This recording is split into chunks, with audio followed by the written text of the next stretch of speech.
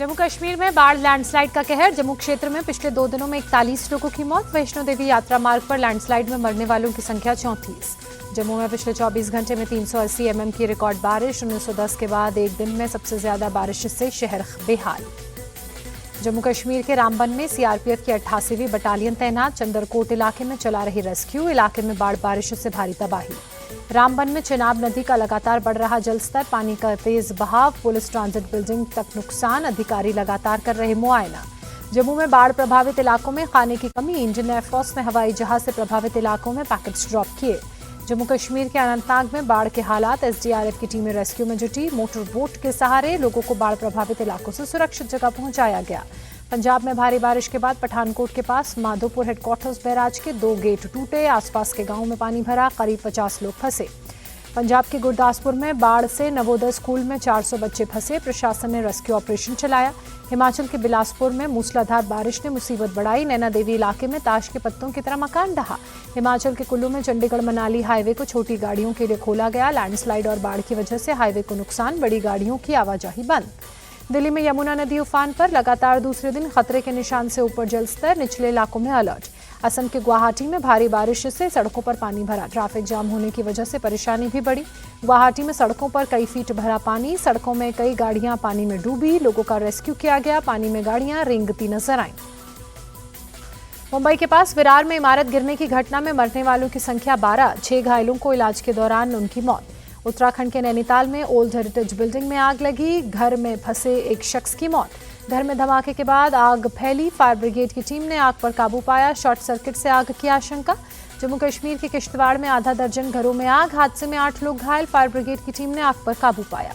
PM Modi की आज 5 दिवसीय जापान यात्रा की शुरुआत होगी। चीन भी जाएंगे। 8:15 बजे टोक्यो के लिए रवाना होंगे। 29-30 अगस्त को 15वें भारत जापान वार्षिक शिखर सम्मेलन में शिरकत करेंगे। पीएम मोदी 7 साल के बाद जापान की यात्रा करेंगे। शिगेरू इशिबा के साथ पहली बार भारत जापान वार्षिक शिखर सम्मेलन में हिस्सा लेंगे। द्विपक्षीय एजेंडे पर दोनों के बीच चर्चा होगी। पीएम मोदी 30 अगस्त को पीएम शिगेरू इशिबा के लंच में शामिल होंगे। पीएम इशिबा के साथ टोक्यो इलेक्ट्रॉन फैक्ट्री का भी दौरा करेंगे। पीएम मोदी जापान के बाद चीन की यात्रा करेंगे। राष्ट्रपति शी जिनपिंग के निमंत्रण पर तियानजिन में 31 अगस्त और 1 सितंबर को शंघाई सहयोग परिषद की 25वीं बैठक में शिरकत करेंगे। पीएम मोदी 31 अगस्त को एससीओ राष्ट्राध्यक्षों के स्वागत भोज में शामिल होंगे। 1 सितंबर को होगा मुख्य शिखर सम्मेलन।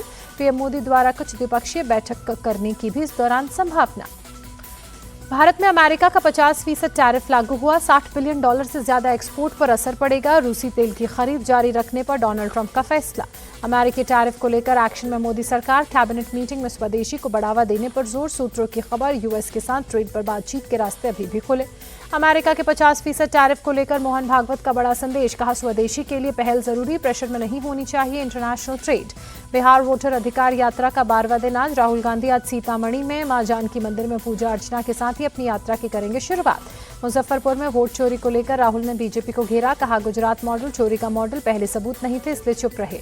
केंद्रीय मंत्री संजय सेठ की राहुल और तेजस्वी को 2 टूक। कहा भारत कोई धर्मशाला नहीं जहां घुसपैठिए रहेंगे। इन्हें वोट देने का अधिकार नहीं। पटना में सीएम स्टालिन और सीएम रेवंत रेड्डी के खिलाफ विरोध प्रदर्शन। बीजेपी ने दोनों का पुतला जलाया। लगे स्टालिन गो बैक के नारे।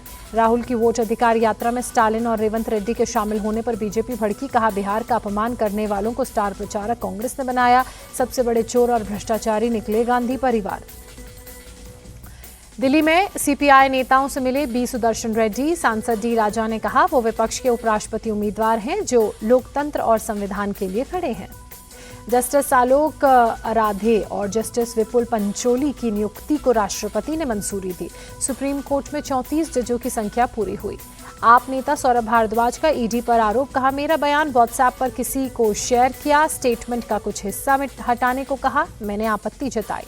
सपा से निष्कासित पूजा पाल ने कहा अखिलेश यादव के सामने नंबर बढ़ाने के लिए मुझ पर नेताओं की टिप्पणी। पीडीए पाठशाला लगाने से पहले महिलाओं का सामना करना और उनका सम्मान करना सीखें। बाइकर्स की सुरक्षा को लेकर यूपी सरकार का फैसला, 1 से 30 सितंबर तक चलेगा no helmet no fuel campaign. Maharashtra के डिप्टी सीएम एकनाथ शिंदे ने घायल बाइक सवार की मदद के लिए रुकवाया अपना काफिला, एम्बुलेंस बुलाकर घायलों को अस्पताल भेजा। दिल्ली के वेस्ट विनोद नगर में एक युवक की चाकू मारकर हत्या, डॉक्टर राजेंद्र प्रसाद पार्क में बने गणेश पंडाल के पीछे किया गया मर्डर। उत्तराखंड में उधम सिंह नगर के रुद्रपुर में तेज रफ्तार ओवरलोड डंपर का कहर, इंदिरा चौक पर एक बाइक को मारी टक्कर, एक शख्स की मौके पर मौत। गुजरात के अहमदाबाद में निकोल एक्सटेंशन में इमारत की छत गिरी, राहत बचाव की टीम मौके पर, हादसे में किसी तरह की जनहानि नहीं। मध्य प्रदेश के भिंड में कलेक्टर पर बीजेपी विधायक नरेंद्र कुशवाहा ने हाथ उठाया, सिक्योरिटी गार्ड ने बीच बचाव किया। पूरे देश में धूमधाम से मनाया जा रहा है गणेशोत्सव, मुंबई के लालबाग के राजा के दरबार में भारी संख्या में भक्तों का आना जारी। अभिनेत्री जैकलिन फर्नांडिस लालबाग के राजा के दरबार पहुंची, जैकलिन ने की गणपति की पूजा।